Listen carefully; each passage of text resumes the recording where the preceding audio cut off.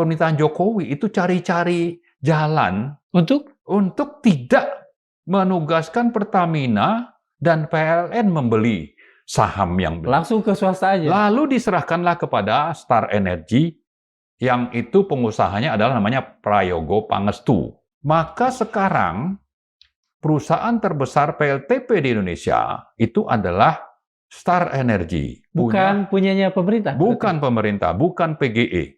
Apa yang Abang curigai dari cara-cara mantan Presiden Jokowi ini untuk cari-cari alasan agar tidak jatuh ke perusahaan negeri? Ada KKN, ada suap menyuap. Beberapa hari yang lalu kita mendapatkan kabar yang beredar luas di media massa bahwa Ormat adalah satu perusahaan Israel. Di periode Pak Jokowi pertama lah, si Ormat ini kerjasama dengan Medco. Ini sangat jelas bahwa asal-usulnya itu dari Tel Aviv. Ormat sudah pernah membangun PLTP Sarula namanya di Tapanuli Utara, Sumatera Utara. Sarula itu mulai beroperasi sekitar 2022 atau 23. Berarti zaman Jokowi akhir-akhir ya? Iya. Lalu ada Ijen di Jawa, di Jawa Timur. Kemudian di Jawa Barat juga ada kerjasama dengan Star Energy di Gunung Salak. Batalkan dengan Ormat ini demi kemanusiaan, demi konstitusi, demi aspirasi umat. Kita minta ini Prabowo ini berani. Kesempatan Pak Prabowo untuk membuktikan konsistensi sikapnya selama ini ya. Kalau Anda main di sawit begitu beraninya, ya kan? Bagaimana dengan di panas bumi? Harus berani juga.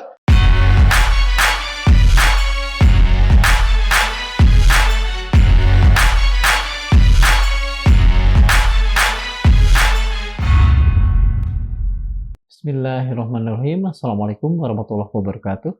Sobat Madilog, seperti kita ketahui, Indonesia adalah pemilik cadangan geotermal terbesar di dunia. Sebuah sumber daya yang seharusnya bisa berguna untuk sebesar-besar kemakmuran rakyat kita sendiri.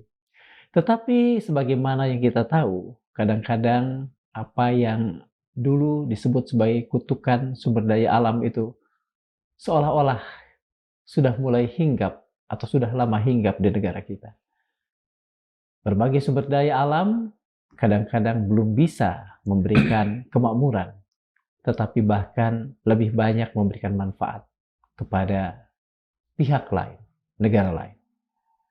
Tapi satu hal, ada yang bahkan lebih dari itu, manakala baru-baru ini kita mendengar, memirsa bahwa satu perusahaan yang dimiliki oleh Israel, Ormat namanya, itu mendapatkan konsesi geotermal di Indonesia dan bukan untuk yang pertama kalinya bagi Ormat. Apakah kita sudah lupa dengan hal yang lebih besar dari sekedar ekonomi, yakni ideologi kita, idealisme kita untuk mengatakan tidak pada penjajahan di atas dunia. Untuk semua itu, maka di hadapan kita sudah hadir Dr. Marwan Batubara. Beliau adalah Direktur Eksekutif IRES atau Indonesia Resources Studies. Ya. Beliau juga adalah penulis dari satu buku yang berhubungan dengan geotermal, yakni buku putih Geodipa Energi. Selamat datang di Madilog, Bang Marwan. Terima kasih. Bang Marwan, bagaimana Abang melihat soal Ormat ini? Begitu beberapa hari yang lalu kita mendapatkan kabar yang beredar luas di media massa bahwa Ormat adalah satu perusahaan Israel. Ya, terima kasih atas kesempatan bisa berbagi di acara Madilog ini. Sebelumnya saya pernah juga waktu itu membahas soal Pertamina ya kalau tidak salah. Nah, sebetulnya kalau bicara Ormat, ya, memang itu sudah pernah membangun PLTP Sarula namanya di Tapanuli Utara, Sumatera Utara. Lalu ada Ijen Di Itu Jawa di, ya? di Jawa Timur. Kemudian di Jawa Barat juga ada kerjasama dengan Star Energy, kalau tidak salah di Gunung Salak. Oh. Nah, jadi kalau yang baru diumumkan itu oleh Kementerian SDM ya, tanggal 8 Januari kalau tidak salah itu kan untuk di Telaga Ranu, Maluku Utara. Kalau yang di Sarula itu kapasitas mungkin sekitar 300 megawatt. Kalau yang di Telaga Ranu itu rencananya 40 megawatt. Jadi masih akan dibangun.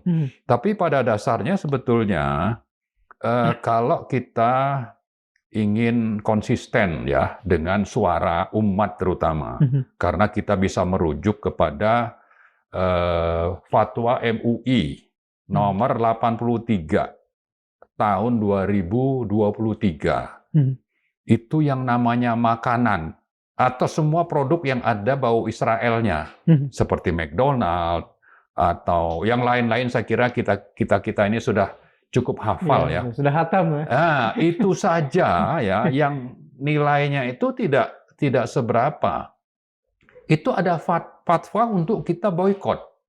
Ya kan? Apalagi ini energi ya. Dan banyak alternatif sebetulnya. Alternatifnya itu saya survei misalnya ada perusahaan Jepang, ada 3 itu, ada Fuji, ada Toshiba, kemudian ada Mitsubishi, kemudian juga ada Siemens, ada ABB, ya. Ini semuanya sebetulnya bisa jadi alternatif. Dan kalau secara internasional, secara global, sebetulnya posisi ormat ini kecil, ya. Kalau misalnya di dunia itu terpasang sekitar 17 gigawatt atau 17.000 megawatt. Ya dia paling 1.000 megawatt porsinya. Porsi dia. Ya, yang lain-lain itu saya kira yang paling besar itu Fuji dari Jepang. Apa Fuji tidak ikut dalam saya kira bidding, ikut ya. Saya ikut. Tapi ya namanya tender bisa saja dia menawarkan yang termurah. Tapi bagi kita sebagai negara, murah itu kan bukan satu-satunya dasar mengambil keputusan. Ya kan, pertimbangan ya Bang? Ya, apalagi politik, apalagi kalau kita bicara tentang bagaimana kita selama ini bersikap terhadap Israel. Betul. Nah, memang ada yang mengatakan bahwa ini sebetulnya perusahaan yang didirikan di Amerika katanya. Tapi kalau kita telusuri, ternyata ini perusahaan pertama kali dijual di publik ya, di go public di Tel Aviv itu tahun 91. Ya, sudah lama sebetulnya. Lalu baru 2004 itu listing di New York Stock Exchange. Artinya dia tetap saja asalnya itu Israel. Ya kan sama aja sebetulnya McDonald itu juga sudah listing. Ya kan? Perusahaan Amerika, kita boikot. Sementara ini sangat jelas bahwa asal-usulnya itu dari Tel Aviv gitu. Kenapa kita mencari-cari alasan untuk mensahkan atau mendukung atau pemerintah itu akhirnya mau melanjutkan proyek ini. Cari-cari alasan yang sebetulnya tidak relevan. Apakah mereka alpa untuk kan biasanya kalau gampang ya lah ya. Kalau kita dilamar atau kalau kita ingin melamar, kita kan profiling dulu. Bahkan untuk mempekerjakan ART pun kadang-kadang kan kita profiling dulu siapa dia, dari mana, dan lain sebagainya. Betul. Apa pemerintah tidak melakukan itu sebelumnya? Saya kira tidak ya, karena pasti misalnya pemerintah itu kan mengeluarkan semacam undangan untuk tender ya, bahwa kami akan membangun atau mengundang partisipasi dari perusahaan-perusahaan global untuk membangun pembangkit listrik misalnya di satu daerah. Nah, ini kebetulan di Telaga Ranu, ya kan? Itu kan pasti ngundang itu bukan cuma satu. Apa gunanya tender kalau tidak ada kompetisi, kan begitu. Nah, buat pembanding ya? Iya, pembanding dan mencari yang terbaik. Tapi pertimbangannya bukan cuma teknis dan ekonomi. Ada aspek-aspek tadi, politik misalnya harus diperhitungkan. Nah, ini tutup mata. Saya khawatir juga ada sesuatu yang melatar belakangi sehingga memilih perusahaan Israel ini. Kalau sensitif ya, sebetulnya kalau kita telusuri ke belakang, si Ormat ini kerjasama dengan Medco. Sudah membangun sekitar tahun 2000 di periode Pak Jokowi pertama lah ya. Nah ini Medco-nya sendiri tidak sensitif, padahal perusahaan pribumi. Bagaimana bisa mau menerima kerjasama dengan perusahaan dari Israel misalnya? Ini sudah langkah yang salah sebetulnya, dan mestinya pemerintah saat itu mengoreksi kan. Nah, negur lah mungkin ya. Ya harus dibatalkan saja. Nah ini juga saya harap bisa dibatalkan, toh belum dimulai pembangunannya. Alasannya ya tuntutan dari rakyat. Dan ada fatwa MUI yang saya sebut tadi. Yang namanya produk nilai rendah aja dihimbau, difatwakan oleh MUI untuk kita boykot. Apakah bisa kita tarik lagi pada sesuatu yang lebih tegak, lebih tegar, lebih jelas? Pembukaan UD45 misalnya. Ya, itu kan jelas Israel ini kenapa kita memboikot ya. Itu kan memang karena ini adalah amanat konstitusi yang harusnya kita konsisten begitu kan. Jangan sampai ya seperti sekarang juga kita lihat itu BOP misalnya. Kenapa juga itu presiden kita mau ikut bergabung di sana, padahal kalau melihat ini kan agenda Israel dengan Amerika, dengan Trump terutama ya, bahwa dia sebetulnya tidak punya keinginan yang namanya Palestina itu merdeka. Yang mereka inginkan kan bagaimana membangun wilayah Gaza itu menjadi pusat bisnis, pariwisata misalnya. Itulah tujuannya, sambil pada saat yang bersamaan Israel itu bisa mengusir orang-orang Palestina, ya kan? Nah, hal seperti ini sebetulnya harus dikoreksi, yang sudah banyak yang menuntut supaya Pak Prabowo itu keluar dari BOP. Dan untuk yang ini saya sangat menuntut supaya batalkan dengan Ormat ini gitu. Bukan apa-apa ya. Kalau soal teknologi itu memang tidak mengenal ini ya. Tidak mengenal bahwa ini dari mana. Iya, betul. Kalau tidak mengenal ideologi lah. Tapi kalau bicara politik, kita kan hidup ini tadi ya, kenapa yang nilainya rendah aja diboikot oleh MUI? Betul.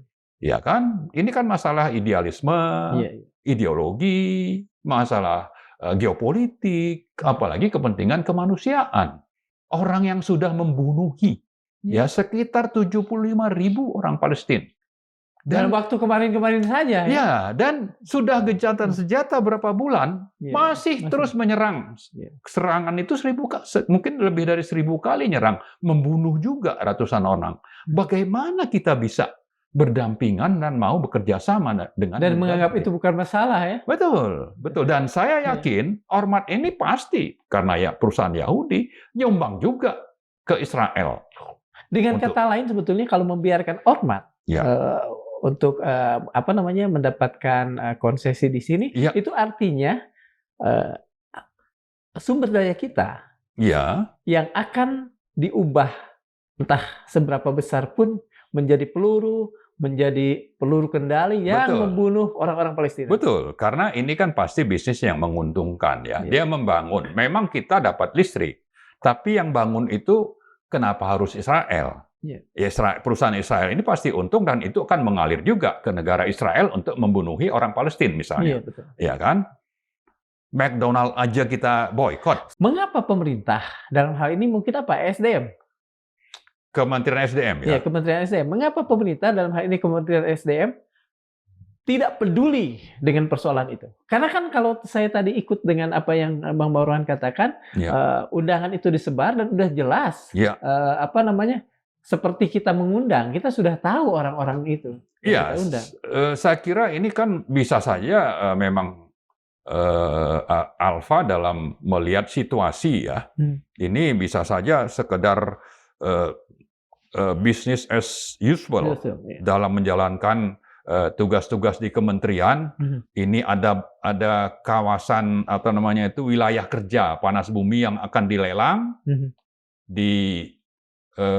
sebar informasinya, diundang perusahaan-perusahaan yang memang selama ini sudah beroperasi di Indonesia atau yang ada di dunia ya, untuk mencari yang terbaik dari sisi ekonomi dan teknik misalnya.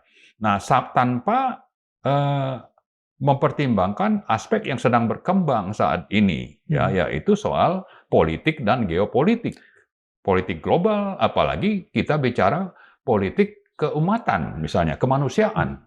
Bang, sejak kapan sebetulnya perusahaan-perusahaan energi Israel, terutama, saya katakan terutama, jadi bisa juga yang lain, di panas bumi ini mulai masuk ke Indonesia? Itu yang tadi saya sebut di Sarula itu ya. Sarula itu mulai beroperasi sekitar 2022 atau 23. Berarti zaman Jokowi akhir-akhir ya? Ya, tapi intinya memang kan ini perlu waktu ya. Itu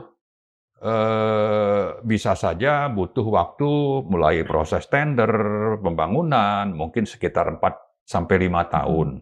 Tapi sebetulnya itu awalnya adalah konsesi yang didapatkan oleh Medco. Ya, lalu Medco itu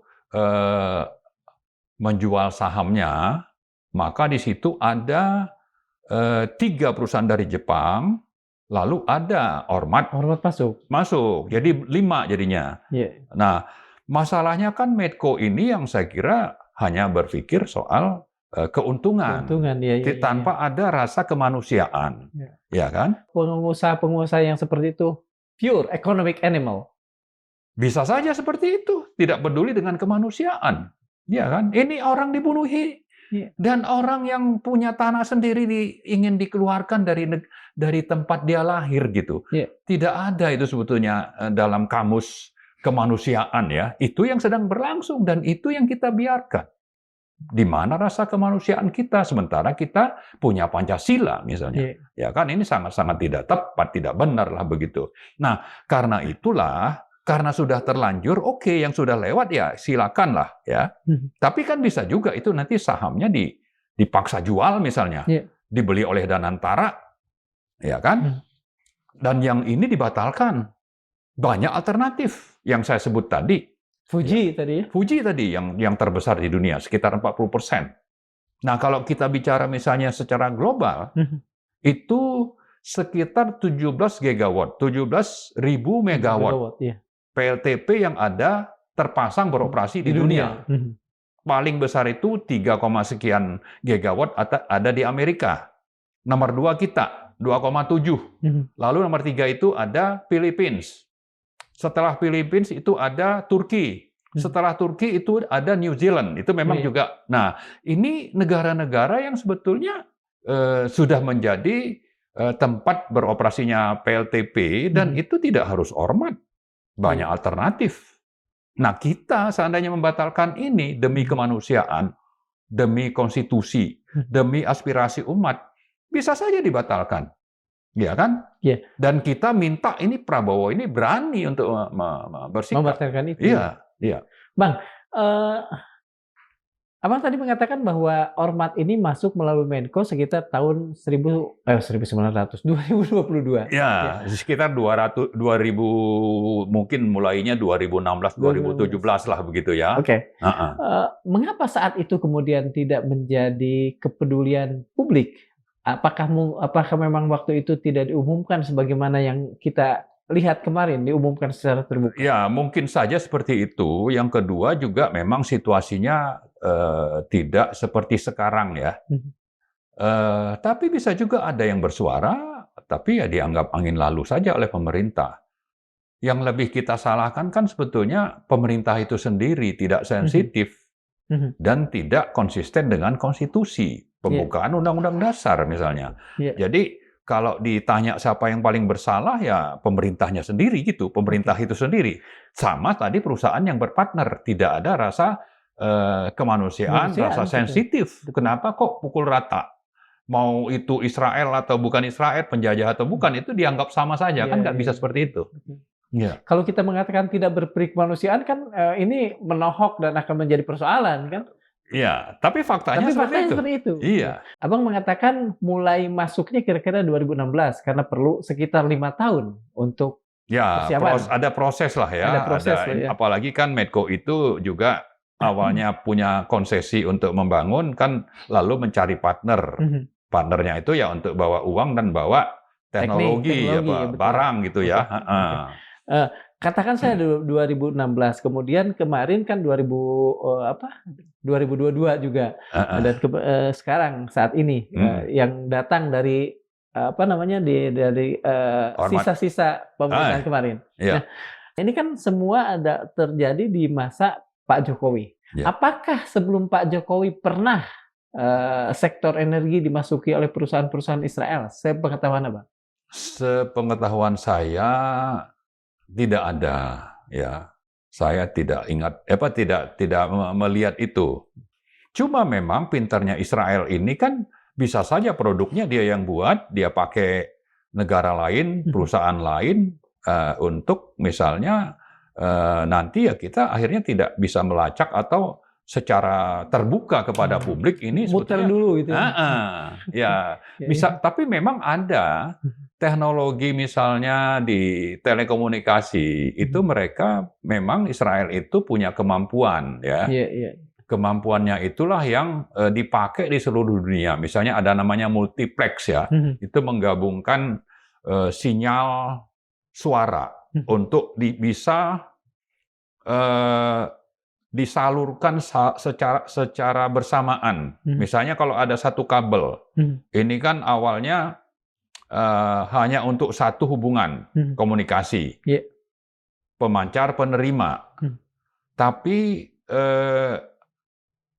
saluran ini misalnya fiber optik atau frekuensi tinggi lewat satelit gitu ya, FM berapa gitu ya, entah 6 giga atau 5 giga itu si saluran fiber ini bisa diproses sehingga yang bicara secara bersamaan itu bisa ribuan.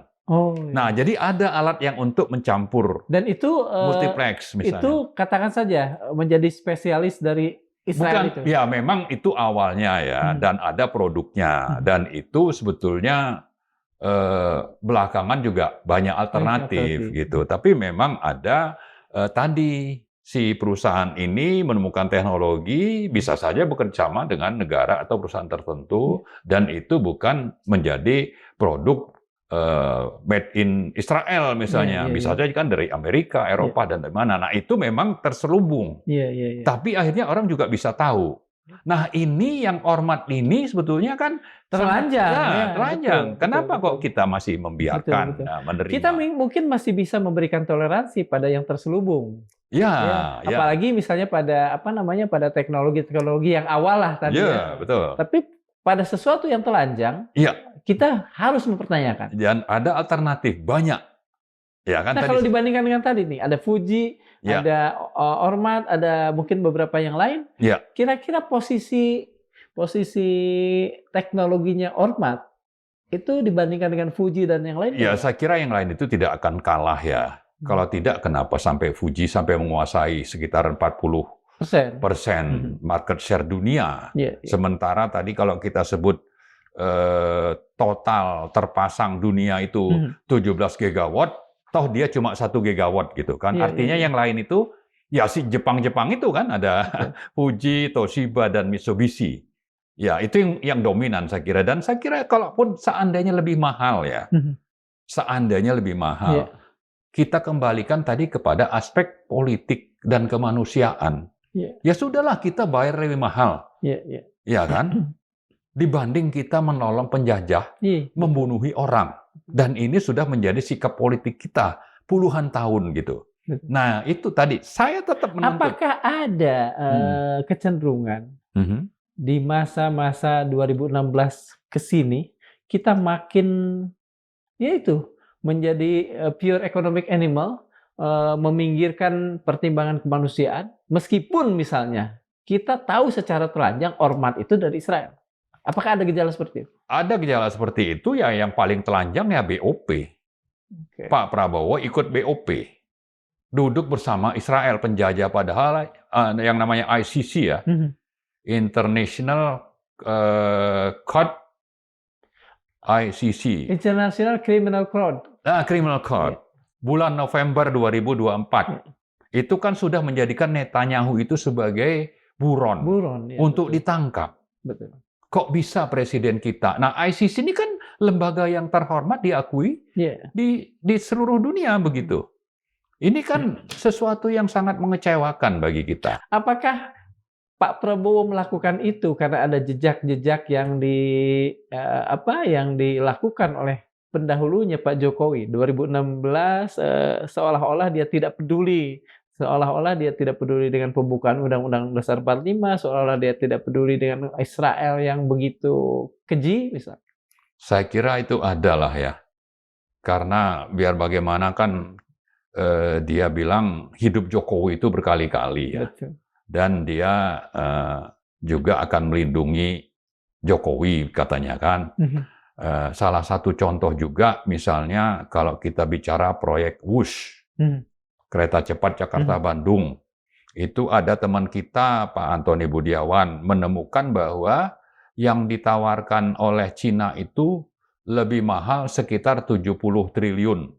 Kalau misalnya tender itu waktu itu ada Jepang. Membandingkan yang ditawarkan Jepang dengan yang ditawarkan Cina, bottom line-nya ya, setelah memperhitungkan masalah bunga dan sebagainya, itu kita membayar lebih mahal sekitar 70 triliun. Dan diduga ada KKN. Tapi Pak Prabowo kan bilang itu nanti saya yang tanggung jawab, begitu kan? Yang awalnya katanya mau dibayar bukan lewat APBN. Belakangan ya APBN kembali juga. lagi APBN juga gitu. Tapi yang lebih penting tadi, ini KKN-nya kan sudah pantas untuk diusut. Kok malah dilindungi oleh Pak Prabowo misalnya? Ini kan sesuatu yang sebetulnya tidak konsisten dengan pidatonya yang katanya mau memburu koruptor sampai ke Antartika gitu. Betul. Bang, Ya. kalau misalnya kita bisa mengatakan ini sebagai awal lah ya, karena mungkin apakah ada juga di sektor-sektor energi lain selain panas bumi masuk ke Israel ini? Kalau Israel sih saya kira yang terkenal itu ini ya.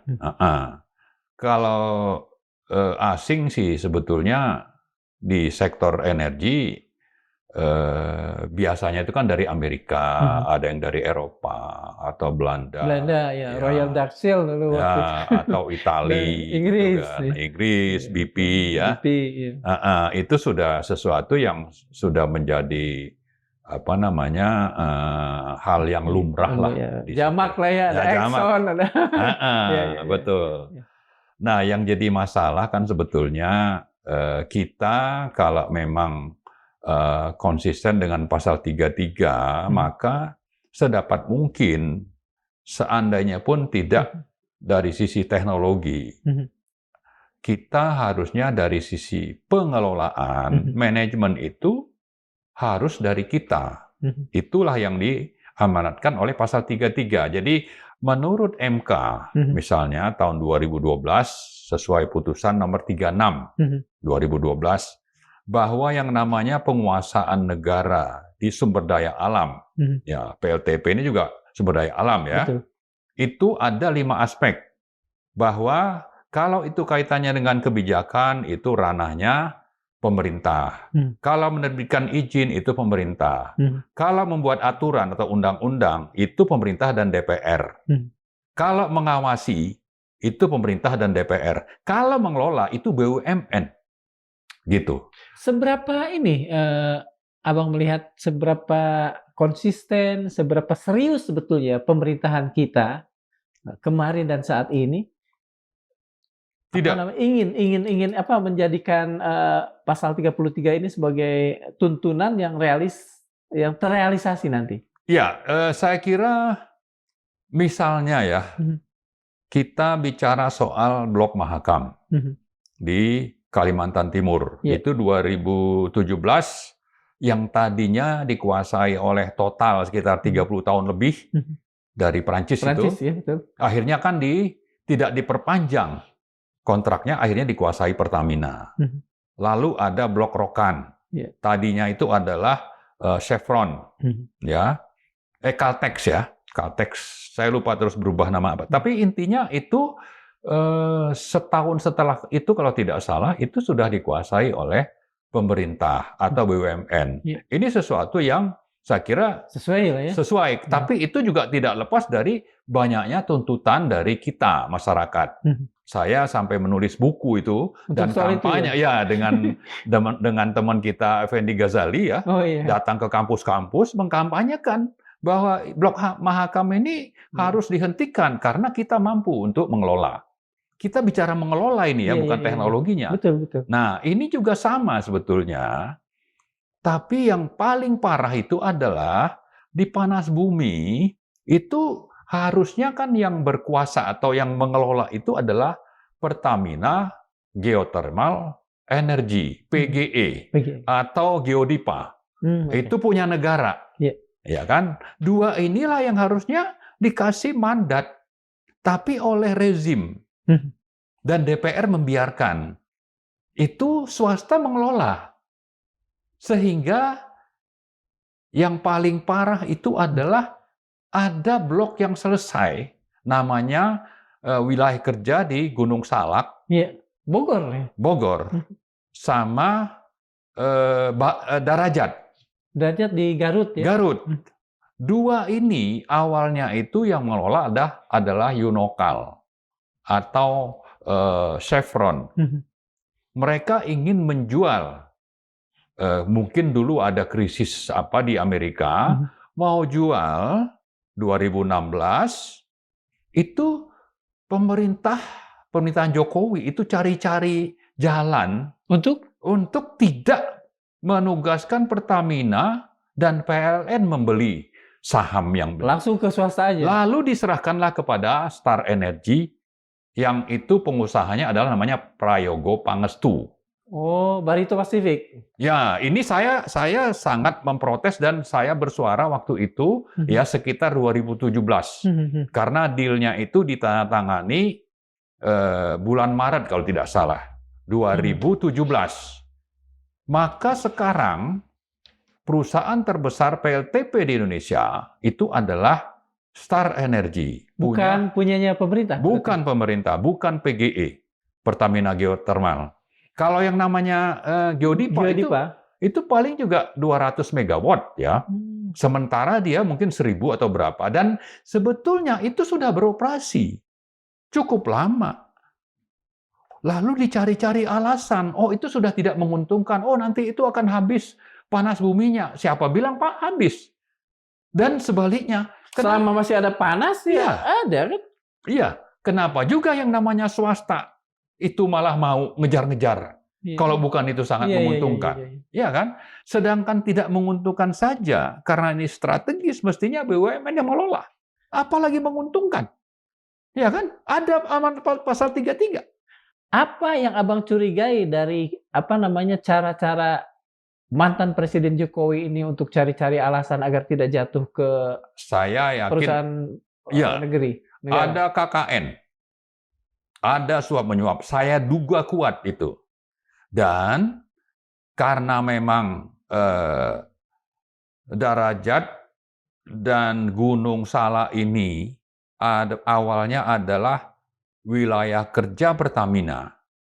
Dan kalau di migas kita kenal namanya KKS ya, kontrak kerjasama di migas. Ini juga ada KKS-nya awalnya dengan Unokal, antara Pertamina dengan Unokal. Artinya kalau memang sudah selesai. Itu Darajat kalau nggak salah kan dekat-dekat juga dengan Kamojang ya? Ya. Geothermal juga kalau nggak salah. Betul. Nah jadi kalau mau konsisten dengan pasal 33 sekaligus memberantas KKN, pemerintah harus paksa Star Energy menjual sahamnya di PLTP ini. Kalau tidak salah sekarang si Star Energy itu sudah punya lebih dari 1000 megawatt. Ya, atau 900 lah ya. Dari kita cuma 2,7 gigawatt. Jadi sudah hampir setengahnya ini. Setengahnya dikuasai oleh swasta. Private ya swasta. Iya. Apakah Pak Prabowo mungkin melakukan itu? Kalau maaf ya, kalau pidatonya semangatnya kan kelihatan kuat. Apakah pada prakteknya kan begitu? Soal mungkin saya sangat yakin itu mungkin. Ya. Apalagi dia sudah membuktikan misalnya mengambil kembali Lahan-lahan lahan-lahan sawit ya. sawit misalnya katanya 2 atau 3 juta hektar sudah diambil kembali Iya. untuk dikelola oleh Agrinas. Iya, betul. Nah, ini juga bisa. Kenapa tidak? Dasarnya jelas. Kalau mau cari misalnya kesalahannya, itu bisa diusut. Iya. Iya kan? Ini ada KKN-nya nih, saya yakin. Tapi minimal melanggar aturan, melanggar konstitusi. Maka kita menuntut Pak Prabowo laksanakan, apalagi ada yang namanya Danantara. Iya. Ya kan? Kalau bicara bahwa ini akan habis, tidak ada panas, saya tidak yakin itu. Akan terus ada itu panas yang keluar dari Dari perut bumi, kan? Iya, betul. Kalau tidak salah kan perut bumi panas, ada aliran air, ya jadilah panas bumi. Iya, jadi gini, kalau kita bicara teknologinya itu terutama ada 3 katanya. Ada yang memang uap kering, ya dry stream. Dry stream ini uap langsung memutar turbin karena panas. Iya. Nah, tapi ada juga itu air, ya. Air nanti karena tekanan tinggi itu istilahnya splash stream, ya. Nah, ini memang ini air. Kalau tadi uap yang panas, kalau ini air. Tapi ada tekanan, jadi bisa jadi uap. Iya. Tapi airnya itu yang memang awalnya panas, 180-an derajat. Nah, yang ketiga itu binary cycle istilahnya. Nah, ini teknologinya si Ormat itu yang ketiga ini. Apa tadi? Binary cycle. Nah, itu memang dia membuat panas itu ada semacam ini ya, turbo begitu ya, putar begitu. Sehingga seandainya pun panasnya tidak tinggi, cuma panas menengah, bisa lah gitu. Bisa. Nah, apakah ini kelebihan si Ormat ini dibandingkan Fuji itu dan katanya sebagainya? Seperti itu, tapi yang lain juga sudah bisa bikin gitu. Berarti enggak juga ya? Ya, betul. Jadi karena itulah kita bicara soal Ormat ini intinya untuk menuntut supaya itu dibatalkan. Tapi yang kedua, kita mau supaya yang tadi yang melanggar konstitusi itu kesempatan Pak Prabowo untuk membuktikan konsistensi sikapnya selama ini ya. Kalau Anda main di sawit begitu beraninya, betul. Ya kan? Bagaimana dengan di panas bumi? Harus berani juga. Dan itu lebih lebih jelas, lebih nyata, lebih jelas punyanya negara. Punya negara. Sawit kan bisa ditanami lah gitu. Iya, kalau ini sudah beroperasi. Sudah memang dia ada keluar duit waktu beli dari si Chevron ya. Tapi kan ini kita bicara soal bahwa ini belinya dengan cara melanggar konstitusi. Ada kolusi tadi. Ada KKN. Jadi kalau perlu malah dihukum aja itu diambil alih oleh negara. Abang tadi mengatakan, dan saya garis bawahi, kesempatan bagi Pak Prabowo. Mengapa Abang mengatakan kesempatan? Kan harus ada argumennya tuh. Kesempatannya adalah bahwa ini sangat menguntungkan. Oke. Lalu yang kedua, ini sesuai konstitusi. Kemudian yang ketiga, dia ingin membesarkan Danantara. Ya, Danantara itu kan membawahi BUMN. Betul. Ya, BUMN itu tadi amanat konstitusi yang saya sebut penguasaan negara di 5 aspek. Betul. Ini kesempatan untuk membuktikan omongan beliau dan sekaligus juga untuk menjalankan amanat konstitusi. Ya, kita berharap dengan ini kan sudah menguntungkan, ini perusahaan sudah beroperasi. Betul. Ya kan? Nanti keuntungannya kan bisa dipakai untuk membangun di tempat lain.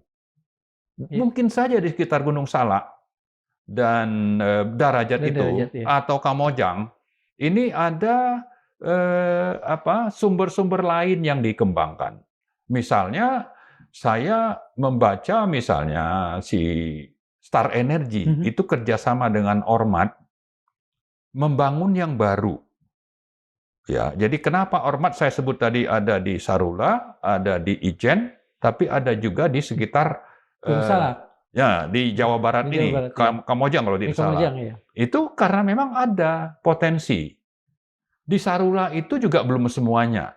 Ya kan? Nah, kalau perlu yang masih belum terbangun itu ya jangan dilanjutkan oleh Ormat, tapi dilanjutkan oleh Danantara. Lewat siapa? Lewat Pertamina. Danantara punya dana, ya. Dan kemudian bisnisnya ya memang bisnis yang betul-betul Iya. dibandingkan dengan bisnis-bisnis lain kan ini Iya. lebih apa, bumi, air, dan kekayaan Iya, alam kita yang di iya. Dan dalamnya kan. ini bukan bisnis rugi, Iya betul. ya kan? Udah jelas Iya. menguntungkan. Betul, menguntungkan.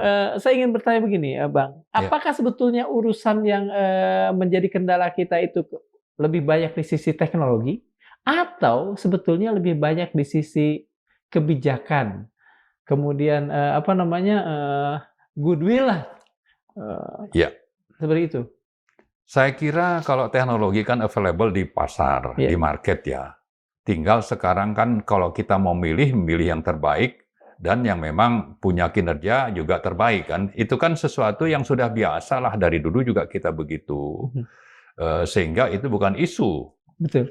Isunya itu adalah soal kebijakan kita seperti apa, kemudian juga mungkin soal dana ya, suntikan dana. Tapi kalau yang menguntungkan, saya kira akan berbondong-bondong juga lembaga keuangan atau bank untuk mendanai. Betul. Karena Iya mereka kan? juga apa mencium keuntungan, Iya. mencium pengembalian dan Iya. laba. Betul. Iya, iya. Iya kan? Apalagi kalau dana antara ini dijamin oleh negara. Iya. Cari pinjaman kan gampang. Iya.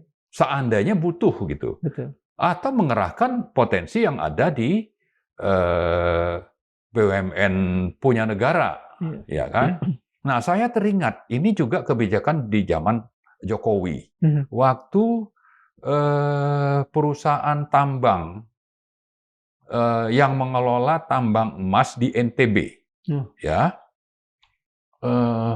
Saya lupa namanya ya, tapi bukan Newmont ya? Bukan ya? Newmont, betul, Iya, Newmont. Iya, Newmont. Iya. Newmont itu sebetulnya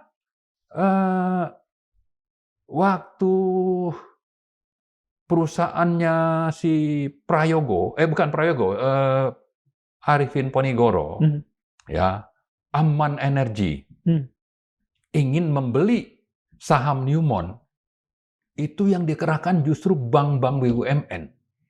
Sementara kita punya Antam sebagai perusahaan yang ngurusin emas ya, juga ya. tembaga dan emas. Tembaga dan emas. Iya. Iya. Itu kejahatan sebetulnya. Kejahatan yang dilakukan ya zaman Jokowi juga tuh di awal-awal ya. Atau nggak tahu saya, pokoknya itu terjadi. Iya. Jadi soal dana tidak ada yang namanya BUMN Antam, kalau didukung oleh BUMN perbankan, itu bisa jalan. Tapi yang terjadi karena sama-sama BUMN, sama-sama punya negara. Punya negara kok yang dapat itu adalah Aman Energy. Yang belakangan itu dijual lagi tuh. Dia dapat untung berapa kita nggak tahu. Tapi ini kan strategis, ya, ya kan? Dan juga amanat konstitusi. Nah, itulah yang saya kira yang terjadi di negara kita ini. Kalau hal-hal seperti itu dari pengalaman Bang Marwan selama ini, apakah bau-bau kolusi, bau-bau, maaflah gampangnya lah, jangan saya terbuka aja, bau-bau kejahatan yang dilakukan oleh para pejabat itu jelas, sangit gitu. Iya, kalau kita bicara bau ya, bau itu mungkin ada level 1, 2, 3, ini levelnya sudah paling tinggi ini gitu. Jadi artinya memang ada. Kalau nggak mungkin. Ya kan? Kayak tadi lah. Dari mulai level 1 bau kentut sampai level 10 bau genderuwo misalnya ya. Betul. Jadi itu sesuatu yang memang ya perlu dibuktikan di pengadilan, cuma pengadilannya itu tidak akan pernah terjadi gitu. Mirip-mirip dengan ijazah Pak Jokowi kan. Dia nantang-nantang buktikan di pengadilan, tapi pengadilannya dia usahakan supaya tidak akan pernah terjadi gitu, atau diancam. Ya kan? Ini juga sama. DPR-nya nanti diam. Kemudian yang paling berkuasanya juga diam. Ya mungkin kecipratan juga, mungkin ya. Mungkin. Apakah Abang melihat bahwa apakah terlalu banyak di negeri ini orang yang tidak peduli dengan negerinya? Atau gimana sih sebetulnya? Iya, jadi saya kira prinsip berburu rente sebesar-besarnya dan secepat-cepatnya untuk ditumpuk ya rente itu memang itu menjadi pegangan utama gitu. Apalagi politiknya kan politik untuk bagaimana meraih suara dengan menyiapkan dana yang sangat besar di satu sisi, tapi juga dari sisi lainnya untuk memperkaya diri sendiri ya. Ya, artinya ada oligarki lah di sini. Sepengamatan Abang, Ya. sepengalaman Abang, mereka yang menumpuk-numpuk ini bisa dinikmati semua atau sebetulnya ya cuma menumpuk-numpuk, kalau dalam bahasa agama kita at-takasur itu ya, senang menumpuk-numpuk, kemudian tiba-tiba mati saja gitu Ya, tanpa ya. kemudian, bisa bisa menikmati hasilnya? Kalau itu sih sudah hal yang lumrah ya. Iya. Tapi kan yang namanya oligarki itu kan punya dinasti, Oh, ya oke. kan? Iya, iya, Dia iya. akan mewariskan untuk anaknya Anaknya. atau apa. Kalau kita ingat Medco, pendirinya kan Pak Arifin Panigoro Iya. yang sudah almarhum ya, tapi kan ada saudaranya, anaknya yang melanjutkan ya. Artinya ya apa yang dilakukan dulu itu kalau memang ada apa namanya minimal tadi kan tidak peduli dengan bahwa ini adalah produk dari Israel, Iya. ya kan dia tutup mata. Ini terlepas soal uang, tapi Iya, iya, soal iya. kemanusiaan dan soal politik, geopolitik itu dia sudah tidak peduli. Itu kan sesuatu yang menjadi catatan juga, catatan negatif tentang Pak Arifin kan. Meskipun orang meninggal tidak boleh kita, Iya, iya, iya, ya, betul, tapi betul. faktanya ini Medco sebetulnya yang menjadi awal bagaimana ormas itu beroperasi di Indonesia. Ya, Itu. kalau dalam persoalan yang tadi kita berdoa untuk beliau lah ya, Nah, maghfir mudah-mudahan lahu diampuni warhamhu gitu ya. wa'afihi wa'fu anhu. Ya, Tapi urusan yang lainnya ya ya. kita jadi pembicaraan itu sebetulnya begini, Bang. Sedikit lagi sebelumnya. Silakan. Sebetulnya saudaranya itu bisa melakukan koreksi, pertobatan, ya kan? Iya. Untuk tidak melanjutkan kerjasama dengan ormas. Iya. Bisa kan seperti Iya, itu? iya, betul. Heeh. Bisa. Wah, ini sekarang nih sadar nih dia kan. Ya udah tidak dilanjutkan. Lalu Dan mungkin tanpa sepengetahuan kita itu juga akan meringankan almarhum barangkali. iya, betul, betul, betul. Tapi saya kira juga Danantara kan perlu segera itu berperan ya. Bagaimana menghandle yang seperti ini. Punya uang, punya kekuasaan, Prabowo katanya ingin membesarkan ini, banyak sebetulnya ranah-ranah di mana Danantara itu bisa mendominasi. Dan dominasi ini dijamin pasal 33. Gitu. Bermain di pasal 33 itu saja banyak yang Sudah sangat banyak. sudah sangat Ya, banyak. kan? Katakan saja sambil kemudian memperbaiki hal-hal busuk yang terjadi di periode-periode lalu kan? Iya, betul. Jadi tadi saya sebutkan yang bisa dikerjakan itu segera di Sarula misalnya, di Gunung Salak itu Star Energy, ya, kemudian yang di Telaga Ranu itu dibatalkan, ya kan? Tapi juga yang paling basic sebetulnya kan bukan cuma Star Energy ya di sektor swasta itu. Ada juga saya lupa nama perusahaannya itu di Sumatera Barat. Juga itu swasta yang dapat PLTP mengelola wilayah kerja. Dan ada yang lain-lain dan Geodipa ini buku ini sebetulnya dulu itu pertarungannya cukup panjang. Oh. Ada swasta konglomerat yang mau menguasai Dieng Patuha. Oh. Nama lapangannya. Nama lapangannya ya. Itu panjang bertahun-tahun. Sampai akhirnya waktu Pak JK jadi Wapres, beliaulah yang mendukung Geodipa. Yang akhirnya Geodipa itu berhasil. Artinya goodwill pemerintah kan menentukan sekali kan? Betul, betul. Bisa dibuktikan oleh Pak JK. Betul. Dan sekarang sudah mengoperasikan sekitar 100 atau 150, saya lupa angka persisnya, tapi itu sudah beroperasi oleh Geodipa. Kembali pada persoalan goodwill. Ya. Menurut Bang Warman, apakah ini defisit yang ada di negeri kita saat ini? Goodwill dari pemerintah atau pejabatnya bahkan untuk strike pada Pasal 33. Saya kira begitu. Dan ini kan sebetulnya kebijakan tadi saya sebut ada pengawasan yang harusnya dilakukan oleh DPR itu tidak dilakukan. Ya. Contoh lain misalnya, itu di Kalimantan Timur ada namanya Sungai Kahayan ya. Kahayan. Cukup panjang. Dan kalau kita membuat bendungan untuk PLTA, itu bisa di beberapa tempat yang kalau di total itu bisa sampai 6.000 megawatt. Ya, 6.000 megawatt. Yang namanya PLN atau anak perusahaannya itu tidak dapat konsesi. Yang untuk dapat yang dapat itu swasta. Bagaimana bisa ini gitu? itu zaman Pak Jokowi lagi? Saya kira ini zamannya Pak SBY juga mungkin sudah ya. Saya Oh, iya, lupa iya, iya, iya. persisnya, tapi bisa Saya harus minta maaf ditelusuri. kepada Pak Nah, Jokowi. tapi intinya ini bisa dikoreksi. Iya, iya, iya. Ya kan? Dan antara Pak Prabowo bisa koreksi ini. Batalkan itu semua swasta yang sudah dapat konsesi. Apalagi kan saya ingat tuh ada Luhut bicara mau bangun kawasan industri di Kalimantan Timur. Iya, iya. Dan Ya memerlukan jangan-jangan sumber iya. listriknya dari sini. Iya, iya, betul. Nah, ini harus diserahkan kepada PLN. Anak perusahaannya ada misalnya Indonesia Power. Betul. Ya kan? Ini satu contoh lain ya bagaimana sumber daya alam itu dibagi-bagi seenaknya ya. Pemerintah yang melakukan, tapi DPR juga diam saja. Saja. Sebaliknya, konglomerat ini sangat rakus. Apakah karena ya DPR diam saja itu karena katanya 50% lebih dari anggota DPR adalah pengusaha? Apakah seperti itu? Ya minimal kan kalau cuma pegang kepalanya, ini kepala dari oligarki datang ke kepala atau pimpinan partainya kan selesai urusan. Iya, iya. Ya kan, nggak perlu anggotanya itu kalau macam-macam di PAW. Apalagi ya sekarang begitu kan? Iya. Anggota tidak bisa bicara apapun Iya. di luar garis partai. Gitu. Iya.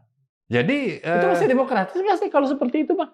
Anggota tidak bisa bicara kecuali sesuai garis partai. Iya, saya kira memang begitulah DPR kita, ya kan.